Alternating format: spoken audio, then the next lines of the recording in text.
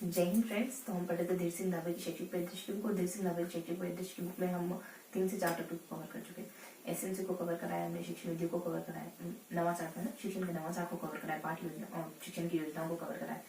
तो ये सारे टॉपिक हमने और आरटी इन 3-4 टॉपिक को हमने कवर करा है। तो आज का सेशन रिवीजन का सेशन रहने वाला है। क्योंकि आज संडे है तो हमने इस सप्ताह में जो कुछ भी रिवाइज करा है उसको हम रिवीजन करेंगे। ठीक है, पिछला वाला रिवाइज नहीं करेंगे, जो इससे पहले वाला है बस वो रिवाइज करेंगे जो इस सप्ताह में हमने करा है। तो शुरू करते हैं आज के रिवीजन का सेशन। ठीक उस तरीके से जैसा अपन जनरली शुरू करते हैं मोटिवेशनल कोट या स्टोरी के साथ। तो एक छोटी सी स्टोरी है ना, राधा और कृष्ण की स्टोरी, मे भी आपने सुनी हो, है ना। नहीं सुनी हो तो कुछ यूं है स्टोरी कि एक बार कृष्ण किसी वजह से बीमार हो जाते हैं और इलाज मुमकिन नहीं हो पा रहा होता है। बहुत सिर में दर्द हो रहा होता है उनके और दर्द से करा रहे होते हैं। इलाज सिर्फ एक ही कि कोई ऐसा व्यक्ति जो उनसे बहुत ज्यादा प्यार करता है उस व्यक्ति को उनके सर पर जूता मारना होगा। ठीक है, इलाज बहुत टफ था, कोई नहीं कर पा रहा था, ना गोपियां ना कृष्ण की पत्नियां, है ना, पत्नियां समझ रहे होंगे आप क्यों कह रही हैं, है ना। रुक्मणी है और कौन था एक दो और कोई है ना, नाम थोड़े से मिस हो रहे। जामवंत की एक लड़की होती शायद, उसका कोई नाम थोड़ा मिस रखेंगे। ठीक है, तो ऐसा कुछ कंडीशन है, ऐसी कुछ कंडीशन है और अब इस कंडीशन में कोई भी नहीं चाहता कि वो कृष्ण को जूते से मारे, है ना। क्योंकि भगवान है और अगाध प्रेम भी करती है गोपियां और उनकी पत्नियां उनको, तो परिस्थिति बहुत पेचीदा हो जाती है ना। नारद अवतरित होते हैं और वो कहते हैं कि अगर कंडीशन ऐसी है तो एक व्यक्ति है जो शायद कृष्ण को इस दर्द से राहत दिला सकता है। सब उत्सुकता से पूछते हैं कि कौन, तो राधा का नाम होता है।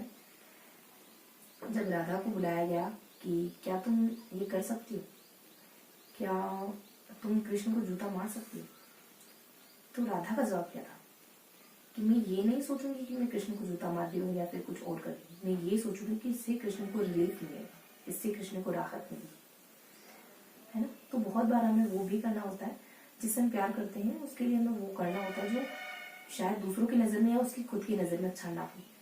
इससे मैं क्या बताना चाह रही हूँ, ये स्टोरी में आपको क्यों बता रही हूँ, देखो मैं ये बताना चाह रही हूँ कि बहुत बार हम स्टूडेंट हैं, है ना, बहुत बार हमारे सामने कंडीशन आती है, हम घर वालों का या फिर कोई फ्रेंड्स में, है ना, कुछ काम करने से मना कर देते हैं या फिर हम नहीं कर रहे, हम पढ़ाई कर रहे हैं, है ना, तो हम गिल्ट महसूस करते हैं। तो गिल्ट महसूस करने की जरूरत नहीं उस स्थिति में, क्योंकि आप उस वक्त उनको दुखी कर रहे हैं क्योंकि आप उनको इससे बेहतर खुशी देना चाह रहे हैं, है ना। तो कभी कभी अपनों को खुशी देने के लिए अपनों की नजर में बुरा बन जाना बुरी बात नहीं, है ना।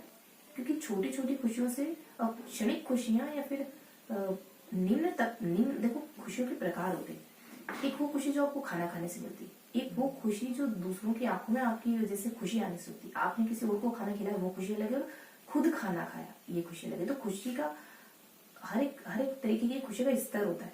आप किस स्तर की खुशी आपकी फैमिली को देना चाहते हैं, बस ये कि आप एक दिन शादी अटेंड करके उनको खुश कर देंगे, या फिर ये कि आप नौकरी लगकर उनको जीवन भर की खुशी देंगे।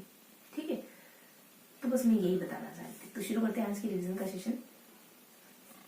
आज के सेशन में हम क्या करेंगे, आज हम पिछले सप्ताह में हमने जो कुछ भी पढ़ा उसको रिवाइज करेंगे। हमने आरटी को पढ़ा है, तो एसएमसी को पढ़ा है, एसडीएमसी को पढ़ा है ना। इसके अलावा हमने योजना पुरस्कार और ये सब तो रिवाइज कर लिए थे। 4 चैप्टर पढ़े हमने इसमें, चौथा चैप्टर आगे का। पहला चैप्टर हमने नवाचारों से जुड़ा हुआ पढ़ा, शिक्षा में होने वाले नवाचार। दूसरा चैप्टर है हमारा योजनाओं पुरस्कार से जुड़ा। तीसरा चैप्टर एसडीएमसी एसएमसी से जुड़ा। लास्ट चैप्टर आरटी 2009 से जुड़ा। तो आज के सेशन में लास्ट वाले 2 चैप्टर को रिवाइज करेंगे, आरटी 2009 और एसएमसी एसडीएमसी को। ठीक है, तो आरटी 2009 में हमने क्या जाना है, आरटी 2009 में हम बहुत ज्यादा तो नहीं पढ़ा अभी, लेकिन हमने कुछ अध्यायों को इसमें पढ़ लिया है, कुछ धाराओं को इसमें पढ़ा है। अध्याय 4 तक हमने पढ़ा है, अध्याय 4 को कंप्लीट नहीं किया है।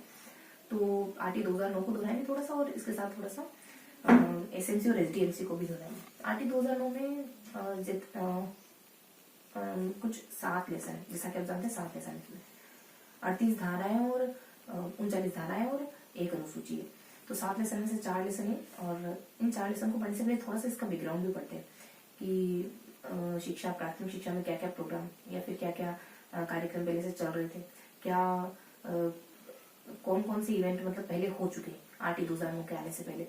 तो देखो, एक तो पहली शिक्षा नीति, दूसरी शिक्षा नीति एनसीएफ 2005 है, आरटी 2009 उसके बाद आया है। एक एक्शन प्लान है जो एक बिना एक 1992 में एक्शन प्लान आता है। इसके अलावा शिक्षा बिना बोझ की एक रिपोर्ट है जो 1993 में आती है। ये सारी बातें। इसके अलावा थोड़ा और बैकग्राउंड में जाए तो माध्यमिक शिक्षा बोर्ड की स्थापना कब होती है। इसके अलावा एक ऐसा मतलब कुछ बेसिक बातें हैं। तो इन सारे पॉइंट्स को कवर करेंगे। उसके बाद अपन लेसन में आएंगे तो lesson first, second, third, fourth और यहाँ तक कवर करेंगे। पहला लेसन बहुत छोटा है, इसमें 2 ही धारा है। पहली धारा तो ये बताती है कि इसका नाम क्या होगा और ये कहाँ का लागू होगा। तो जम्मू कश्मीर को छोड़ के, क्योंकि धारा 370 थी वो, अब तो नहीं है ना, 2019 कोई अगस्त 2019 को है, मे बी डेट मिस हो रही, तो लागू किया जाएगा। दूसरा अध्याय अलग अलग परिभाषाओं की बात करता है, जैसे बालक किसको कहोगे आप, विद्यालय किसको कहोगे, प्राथमिक शिक्षा किसको कहोगे, सरकार किसको कहोगे, स्थानीय सरकार किसको कहोगे, विद्यालय के प्रकार कितने होते हैं, विहित किसको कहोगे, संरक्षण किसको कहोगे, बाल संरक्षण आयोग क्या है, ये सारी परिभाषाएं इसमें दी हुई। और लेसन नंबर 2 जो कि 3 धाराएं रखता है अपने आप में, है ना, तो मतलब 3 धाराएं इसमें। लेसन नंबर 2 में धारा नंबर 3, 4 और 5 है। तो धारा 3 बच्चों के अधिकारों से जुड़ी हुई, धारा 4 बच्चों को आयु के अनुसार प्रवेश देना होगा, धारा 5 टीसी से, है ना, टीसी से संबंधित है कि बच्चा जिस वक्त टीसी मांगे टीचर को टीसी देनी होगी ना, मना नहीं किया जा सकता। उसके अलावा हम लेसन नंबर 3 पढ़ते हैं। लेसन नंबर 3 बेसिकली हम 6, 7, 8, 9, 10, 11 ये 7 धाराएं पढ़ते हैं।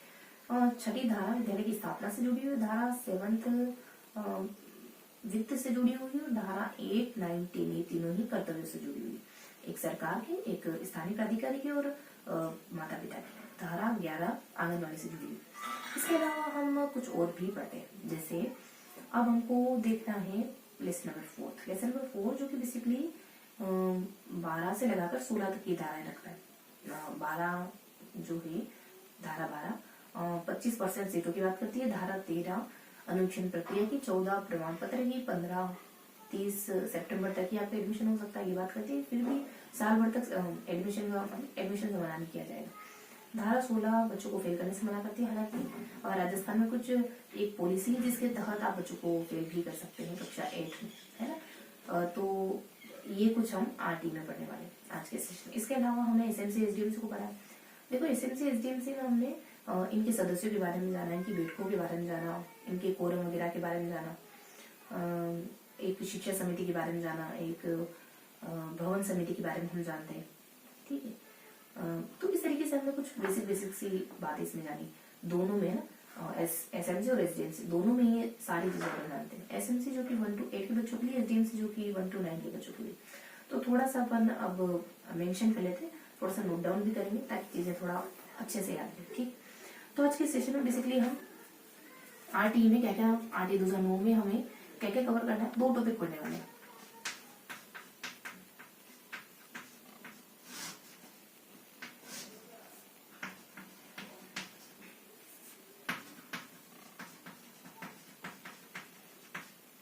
इन 2 टॉपिक में हम क्या क्या जानेंगे। आरटी 2009 में हमें बहुत बेसिक बातों को जाने, जैसे कि इसकी पृष्ठभूमि,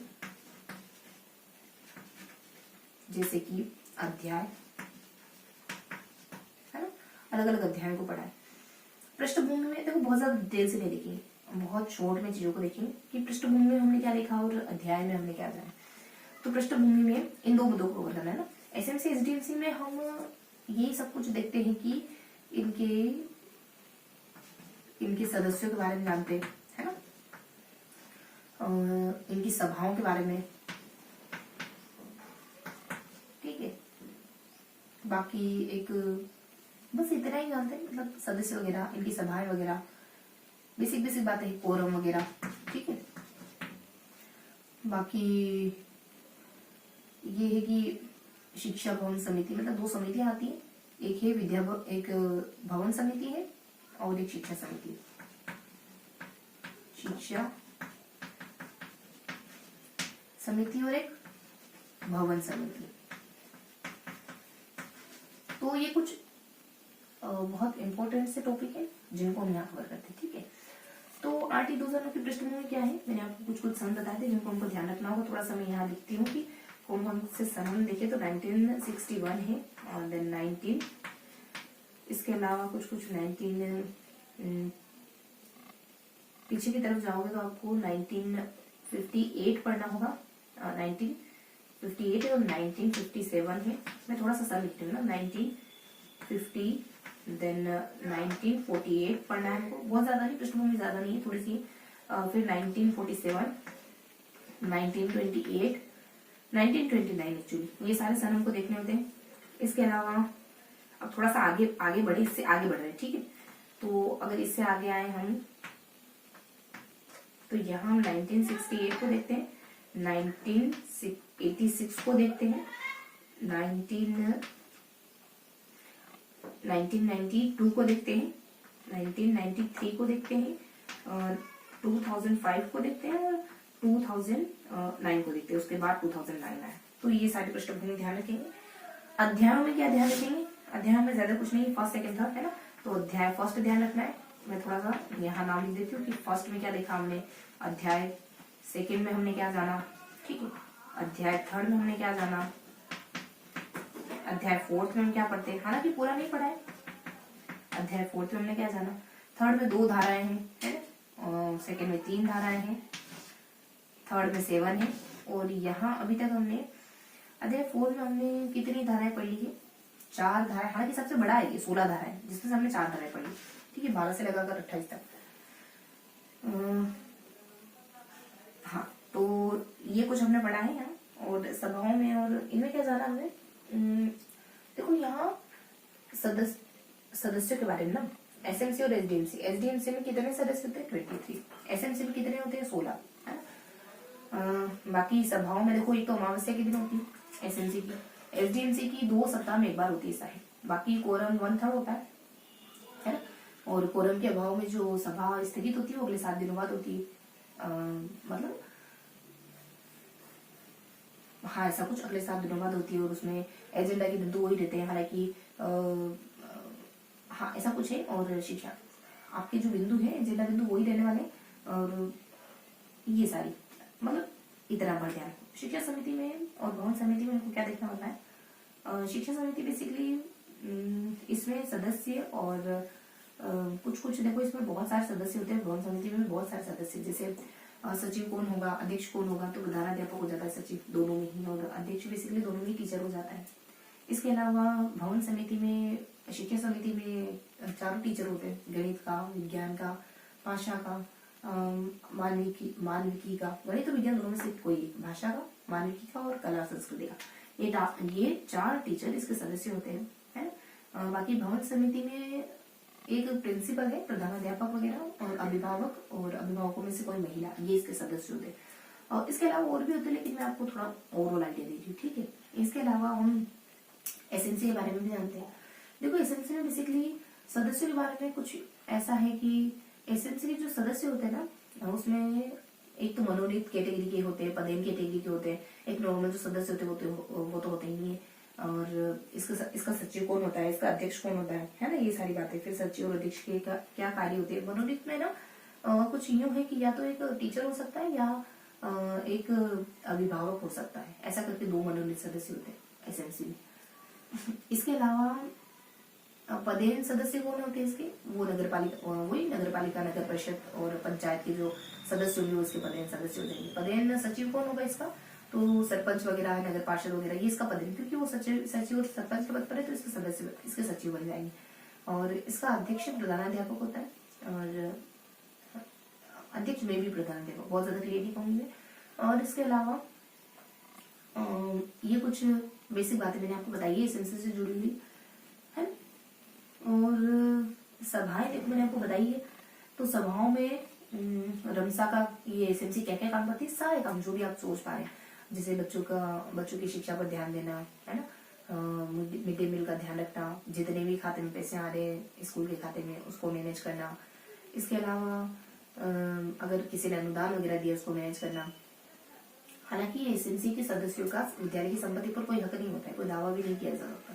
एक थोड़ा सा कॉलोनी की बंधा जो मैंने आपको बता दिया, ठीक है। ये सारी बातें ध्यान रखेंगे। बाकी वोटिंग करवाते हैं इसमें हाथ खड़ा करके, है ना। और निर्णय कैसे लेते हैं, बहुमत से। अगर बहुमत नहीं है तो फिर सर्वसम्मति से, सर्वसम्मति नहीं है तो बहुमत से ही। इसके अलावा ये सारी बातें हम देखते हैं यहाँ। और फिर आप कार्य जानते हो सदस्य के, अध्यक्ष के, अध्यक्ष के, सचिव के, है ना, और उनकी सदस्यता की समाप्ति कैसे होती है। तो उनके कार्य क्या होते हैं। सदस्य अध्यक्ष का कार्य होता है प्रतिनिधित्व करना सभाओं का, है ना, और सभाएं बुलाना और निर्णय देना और एक अंतिम मत देना, ये सब अध्यक्ष का कार्य। सचिव के कार्य सारा कागजी कार्य सचिव का, जैसे रिपोर्ट तैयार करना, बैठक में जो भी निर्णय दिए उसको रिटर्न में, है ना, मेंशन करना, सबसे जो भी आपको निर्णय लेना है एक कागज पे लिखना, सबको सुनाना, लास्ट में खुद की सिग्नेचर करना। दोनों की सिग्नेचर होते हैं पैसे निकलवाने के लिए, है ना, और दोनों मतलब दोनों की सहमति के बिना पैसे नहीं निकाले जा सकते। ये सारी बातें होती है। बाकी सदस्यता की समाप्ति कैसे हो जाती है, या फिर नया सदस्य कैसे आता है अगर कोई सदस्यता की समाप्ति होगी तो, और एसएमसी विघटित कैसे होती है, ये भी है। एसएमसी की स्थापना के अनुसार बात करती है, और विघटित होने की स्थिति में ये नहीं बताया कैसे, लेकिन विघटित होने की स्थिति में ऐसी कोई दूसरी एसएमसी बनेगी, मतलब ऐसी कोई दूसरी संस्था बनेगी और इसके अधिकार वगैरह सारे संसाधन वगैरह उस तरह हस्तांतरित कर दी जाएगी। सदस्यता की समाप्ति कैसे होगी, या तो बच्चा या तो सदस्य का जो बालक है वो विद्यालय में नहीं पढ़ा है, या सदस्य भ्रष्टाचार में लिप्त है, या फिर ऐसे ही मतलब कोई गैर कानूनी कार्य अगर वो करता है तो उसकी सदस्यता की समाप्ति हो जाती है और उसके स्थान पर उसी वर्ग का कोई दूसरा सदस्य आता है। ठीक है, ये सारी बातें सदस्यता की समाप्ति को लेकर के। और बैठक में मैंने आपको बता ही दिया, गांव के चौपाल वगैरह के आसपास हो सकती है, अमावस्या के दिन होती है, और महत्वपूर्ण मतलब 7 दिन पहले सूचना देनी होगी नई बैठक जो स्थगित हुई ना कोई बैठक, अगर कोरम कंप्लीट नहीं हुआ तो, और बहुत ज्यादा इंपॉर्टेंट है 2 दिन पहले तो देनी होगी आपको सूचना। ये सारी बातें यहाँ गिवन होती है ना। और इनकी विकास कोष के पैसे के बारे में मैंने आपको बता ही दिया कि पैसे मतलब कैसे क्या मैनेज करने होते हैं, इसमें सिग्नेचर दोनों के और स्कूल खाता होता है ना, ये सब। बाकी ये सारी बातें हैं। बाकी एक निर्णय का संधारण और ये सारी बातें ध्यान रखो, ठीक है। इसके अलावा कुछ और हम देखें तो देखो यहाँ सदस्यों में एसडीएम के सदस्य, एसडीएमसी के सदस्य मैंने आपको बहुत ज्यादा स्पष्ट नहीं बताया शायद कि एसडीएमसी में 23 सदस्य होते हैं, है ना, तो 23 होते हैं, बस इतना ध्यान रखो। इसमें दो के जोड़े में होते हैं, एक में होते हैं, फिर 3 सदस्य भी होते हैं, है ना, 2 के जोड़े में प्रतिनिधि होते हैं, जैसे महिलाओं का प्रतिनिधि, मतलब महिलाओं का प्रतिनिधि, अल्पसंख्यकों का प्रतिनिधि, एक और कोई ऐसा कोई 2 और विभाग है बढ़िया से उनका प्रतिनिधि, एक में भी ऐसा ही कुछ होता है। बाकी फिर 1, 2 और 3 तीनों कैटेगरी की बात चलती, मतलब फिर आप बस इतना ध्यान करो कि 2 में प्रतिनिधि होते हैं। इसमें कुछ सदस्य 2 के ग्रुप में होते हैं, कुछ 1 होते हैं, है ना, तो इस तरीके से थोड़ा ध्यान रखोगे। एक को ये अपने प्रिंसिपल बच्चा और मतलब एक में आपको स्पष्ट नहीं बताऊंगी, 23 होते टोटल, ये ध्यान रखो। बाकी ये सारी बातें इसमें। और इसके अलावा देखो एसएमसी एसडीएमसी में थोड़ी और बातें गिवन थी कि आपके माध्यमिक शिक्षा बोर्ड की स्थापना कब होती है। हालांकि बहुत जरूरी नहीं कि माध्यमिक शिक्षा बोर्ड बीकानेर की स्थापना कब होती है, तो 1957 में होती है ना, और RSC-ERT की स्थापना कब होती है, नाम मतलब 60 के दरमियान हुई थी कभी, 67 में भी, और उसका नाम जब ये बनी थी तब ये नाम नहीं था, है ना, लास्ट में 2018 में आकर RSC-ERT नाम मिला इसको। और जो माध्यमिक शिक्षा बोर्ड है वो दिशा है कुछ पत्रिकाएं निकालने का काम करता है, जैसे दिशा हो जाती है, दृष्टि हो जाती है, और गार्गी हो जाती है, ऐसा करके एक और कोई पत्रिका है। इसके अलावा कुछ मंडल है, यहाँ अकादमिया है, निदेशालय है, राजस्थान में 9 मंडल है, सबके नाम गिवन है ना, कौन कौन सा मंडल है, ये सारी बातें यहाँ गिवन है। इसके अलावा बहुत ज्यादा इंपॉर्टेंट है नहीं अब वैसे, ठीक है। तो ये सारी बातें थी एसडीएमसी और एसएमसी में, ठीक है। अब थोड़ा सा देखो बहुत ज्यादा फाइन नहीं है, इस वजह से मैं मेंशन नहीं करूंगी। एसएमसी और एसडीएमसी में हमने जो भी पढ़ा है यहाँ थोड़ा सा मेंशन कर लेते हैं। और इनमें क्या क्या होता है ये मैंने आपको बताया है, नहीं बताया तो मैं थोड़ा सा बता देती हूँ कि हमें क्या क्या कवर करना है, ठीक है। तो 61 में माध्यमिक शिक्षा बोर्ड NCERT की स्थापना होती है, ध्यान रखेंगे NCERT 61 में है, और यहाँ थोड़ा सा मिस हो रहा है, इसको डैश कर लो। और 1957 में बेसिकली एक यहाँ भी थोड़ा डैश रखो, और 50 में, 58 में, 59, 22, 50 में एक खरे समिति, मेरे को कुछ ध्यान आ रहा था कि यहाँ 50 में फिफ्थ में ये ध्यान रखा जाता है कि 10वीं तक की शिक्षा अनिवार्य हो जाए, ऐसा कोई अधिनियम कुछ आता है, ये ध्यान रखेंगे। 48 में राधाकृष्ण आयोग आता है ना, ये 180 दिन की बात करता है। कॉलेज के दिन 180, कॉलेज का जो कार्य दिवस है 180 दिन होना चाहिए। ICS की एग्जाम के लिए ग्रेजुएशन बाध्य नहीं होनी चाहिए। 1947 में खरे समिति सार्जेंट अधिनियम। 47 में खर्चे खरे समिति आती है, कहती है 10वीं तक की पढ़ाई कम से कम खर्चे में हो जाए। बाकी 44 में 44 है ना, 44 भी है, 44 में यहाँ पे लगो 44 में सार्जेंट अधिनियम बताए जो 7 साल के बच्चों के लिए तो व्यावसायिक शिक्षा और 11 साल के बच्चों तक के लिए, 11 के लिए व्यावसायिक और 7 के लिए अनिवार्य, 7 साल के बच्चों तक के लिए अनिवार्य शिक्षा की बात करता है। बाकी 29 में एक हंटिंग करके XYZ है कोई, वो जो भी समिति है वो प्राथमिक शिक्षा बहुत ज्यादा नुकसान हो जाती है। ये सारी बातें हैं।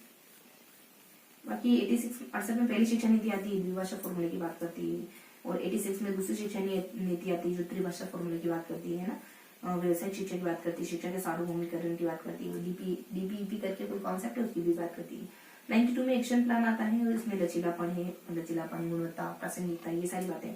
93 में शिक्षा बिना बोझ के एक रिपोर्ट आती है, यशपाल जिसके अध्यक्ष होते हैं, और 4 kg से ज्यादा बस्ते का वेट नहीं होना चाहिए, ये बात गिवन है यहाँ। बाकी 2005 में एक फ्रेमवर्क बनता है सिलेबस का, NCERT बनाती है कि बच्चों को क्या पढ़ाना क्या नहीं। 9 में basically new education policy 8E 2009 SMC SDMC new education policy बतानी थी यार मुझे तो, ठीक है। तो 8E 2009 देखेंगे अपन कि 8E 2009 कब आता है ना, ये सारी बातें कि ये 20 को, 4 को, 26 को, इन अलग अलग डेट में ये राज्यसभा, लोकसभा और राष्ट्रपति के सिग्नेचर होते हैं इस पर, है ये सारी बातें हैं। इसके अलावा मेरे को आपको न्यू एजुकेशन पॉलिसी बतानी थी, ठीक है। तो ऐसा करते हैं कि अगर समय है तो फिर हम SMC को डिस्कस करेंगे, अदरवाइज ठीक है। तो 5 मिनट का समय और लेते हैं, थोड़ा सा न्यू एजुकेशन पॉलिसी को हम डिस्कस कर लेते हैं, ठीक है। कि न्यू एजुकेशन पॉलिसी में हमने क्या देखा, न्यू एजुकेशन पॉलिसी यहाँ हम NEP 2020, ठीक है। तो एक मिनट जरा सा रुकेंगे फिर कंटिन्यू करते हैं। तो अभी हमारे पास 10 to 15 मिनट और है, ठीक है। 10 मिनट और है तो हम न्यू एजुकेशन पॉलिसी को अच्छे से डिस्कस कर सकते हैं। देखो न्यू एजुकेशन पॉलिसी को हमको थोड़ा सा बैकग्राउंड से जानना होगा, जैसे कि हमने इन दोनों टॉपिक को जाना है। न्यू एजुकेशन पॉलिसी बेसिकली देखो एक नया कॉन्सेप्ट है, पहले 68 में आई, फिर 86 में आई। इसमें पूरा फॉर्मूला ही बदल गया पढ़ाई का, 5+3+3+4 का हो गया, है ना। इसमें व्यवसायिक शिक्षा की बात है, समाजिक शिक्षा की बात है, समग्र शिक्षा की बात है, टीचर को अच्छे से हमको प्रशिक्षित करना चाहिए, ये बात इसमें जीवन है ना। तकनीकी शिक्षा देनी चाहिए बच्चों को, ये बात इसमें जीवन है ना। और कॉलेज में MPhil को समाप्त कर दिया है ना। कॉलेजेस में 4 साल की डिग्री बना दी, 1 साल का अपना महत्व है, पहले, दूसरे, तीसरे, चौथे, हर 1 साल का अपना महत्व है। इसके अलावा संख्या ज्ञान पर बल है इस एजुकेशन पॉलिसी में, है ना। 2030 तक आपको 100% नामांकन करना है, बच्चों का ठहराव सुनिश्चित करने के लिए क्या करोगे, संख्या ज्ञान के लिए किट वगैरह सब मुहैया वगैरह करवाना। सिलेबस भी अलग है इसका, सिलेबस में आपको बच्चों को क्या पढ़ाना है ये पहले से, जैसे कि छोटे बच्चों को आपको खेल खेल में पढ़ाना है, फिर उससे बड़े मतलब उच्च प्राथमिक के बच्चों को आपको सब्जेक्ट भी पढ़ाने होंगे, माध्यमिक में आपको सब्जेक्ट पढ़ाने ही है, और हाई लेवल पर आपको सब्जेक्ट के साथ बच्चों को थोड़ा प्रैक्टिकल पढ़ाना है, प्रैक्टिकल बनाना है, प्रैक्टिकल सब्जेक्ट को प्रैक्टिकल तरीके से पढ़ाना है, ये सारी बातें हैं। और न्यू एजुकेशन पॉलिसी में और क्या जीवन है, तो न्यू एजुकेशन पॉलिसी में देखो सिलेबस के बारे में थोड़ा सा स्पष्ट करें तो इसकी 4 स्टेजेस है ना। फाउंडेशन हो जाता है, प्रिपरेटरी हो जाता है, सेकेंडरी और हायर सेकेंडरी, 2 साल तक का, दूसरे तक का बच्चा आता है ना। इसमें प्राथमिक शिक्षा के बारे में भी बात की गई है, स्कूल से पहले, है ना। तो बच्चे को आपको स्कूल आने से पहले 3 साल का जब बच्चा होता है, यानी 3 से लगाकर 6 साल तक की एजुकेशन की बात भी करती है ये पॉलिसी, जो कि अपने प्राथमिक शिक्षा के अंतर्गत आ जाता है। इसके अलावा मैं आपको स्टेजेस बता रही थी, तो पहली स्टेज में कक्षा 5 तक का बच्चा है, दूसरे में 8 तक का, पहले में 2 तक का, फिर 5 तक का, फिर 8 तक का, और फिर 12 तक का बच्चा। एज ग्रुप आप इसके अकॉर्डिंग देख ही सकते हैं अपन एज ग्रुप को। बाकी इसके अलावा न्यू एजुकेशन पॉलिसी कुछ बेसिक बातें हैं कि इसके आधार स्तंभ है कुछ, है ना, कि असेसमेंट है, अफोर्डेबिलिटी है, इक्वलिटी है, देन क्वालिटी है, एक और ये कुछ असेस, अफोर्डेबिलिटी और एक और ये है कोई, ये इसके आधार स्तंभ है ना। और इसमें लेसन कितने हैं, तो इसमें कुछ भाग, इसके 4 भाग है। पहला एक प्राथमिक शिक्षा से है, एक माध्यमिक शिक्षा से, एक केंद्रीय संस्थाओं से, एक इसकी क्रियान्वयन से जुड़ा हुआ है। तो 4 इसके भाग है। प्राथमिक शिक्षा में कुछ इंटरनली पॉइंट्स भी है ना। अब इन 4 भागों में कितने कितने लेसन, तो कुछ 8, 11, 3, 5 है ना लेसन की संख्या है।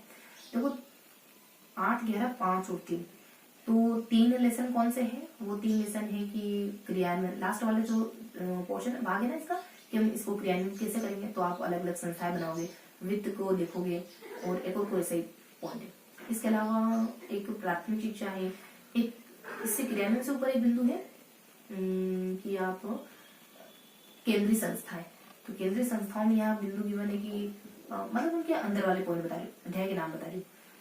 अध्याय के नाम हम देखो प्रौढ़ शिक्षा, प्रारंभिक शिक्षा, प्राथमिक शिक्षा सॉरी प्रौढ़ शिक्षा, प्रारंभिक शिक्षा, ऐसा करके बहुत ज्यादा स्पष्ट नहीं बताऊंगी मैं, ठीक है। समावेशी शिक्षा और हायर एजुकेशन में क्या है कि हायर एजुकेशन में दृष्टिकोण को बदलना है, ऐसा कुछ ऐसे बिंदु है कुछ कि इसके दृष्टिकोण को बदले, और इसमें समावेशी शिक्षा और व्यवसायिक शिक्षा और तकनीकी शिक्षा ऐसा कुछ है ना।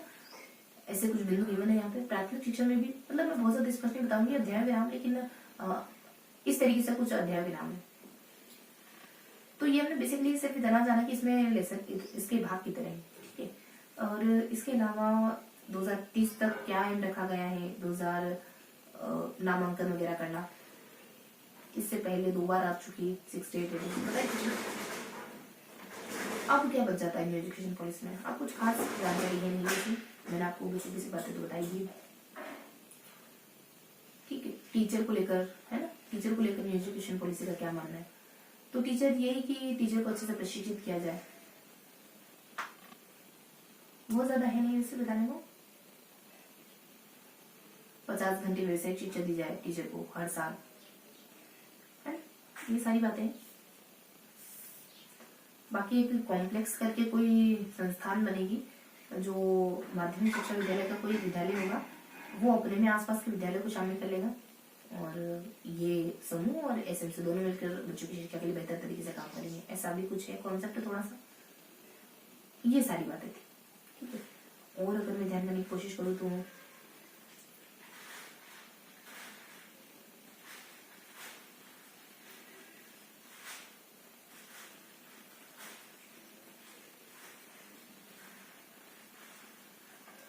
न्यू एजुकेशन पॉलिसी के सार रूप में आप कह सकते हैं कि आपको कक्षा 6 से व्यवसायिक शिक्षा को लाना होगा।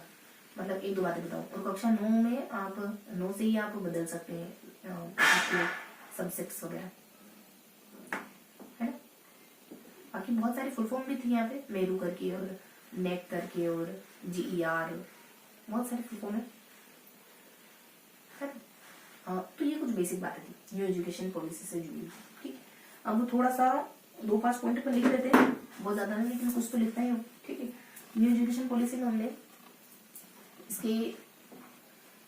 इसके अध्याय के बारे में जरा सा देखा है, ठीक है। इसके भागों के बारे में जाना है। इसके भाग 4 है, और इसके जो स्तंभ है, आधार स्तंभ 5 है, ठीक है।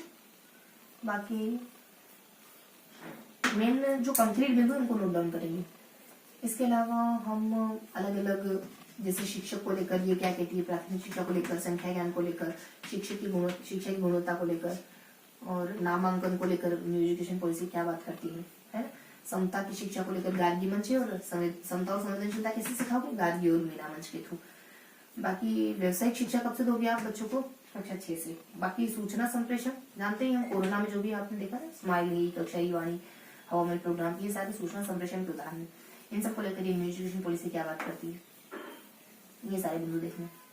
तो मैंने आपको एक मोटा मोटी आइडिया दी थी। बाकी कब आती कब नहीं आती, कस्तूरी रंगन ने, सुब्रमण्यम अय्या ने 16, 17, 19, 20 का समय है। 19 में आती है कोई 29 जुलाई 2019 को है। तो ये सारी बातें हैं न्यू एजुकेशन पॉलिसी से जुड़ी हुई, जिसको हमने आज के इस रिविजन के सेशन में डिस्कस किया, ठीक। तो अब मैं आपसे कुछ, देखो सेशन तो अपना फिनिश हो गया, अब ज्यादा मैं आपसे कुछ क्वेश्चन पूछती हूँ। मैंने यहाँ पे आपको डिटेल बता दी थी कि अध्याय 2nd में 1st में, अच्छा मैंने आपको वर्बली बताया था, ठीक है। तो अब मैं आपसे एक कुछ MCQ पूछती हूँ, ठीक है। MCQ में से कुछ पूछती हूँ, आपको बताना है धारा 15 आरटी की धारा 15 किससे जुड़ी हुई, ठीक है। ये था आज का सेशन। इसकी पीडीएफ आप टेलीग्राम ग्रुप ज्वाइन करके पढ़ सकते हैं, ठीक है। पीडीएफ पढ़ेंगे तो चीजें और स्पष्ट होगी। मिलते हैं इसी किसी अगले सेशन में, तब तक के लिए हंसते मुस्कुराते रहिए, दिल से पढ़ाई करते रहिए। जय हिंद।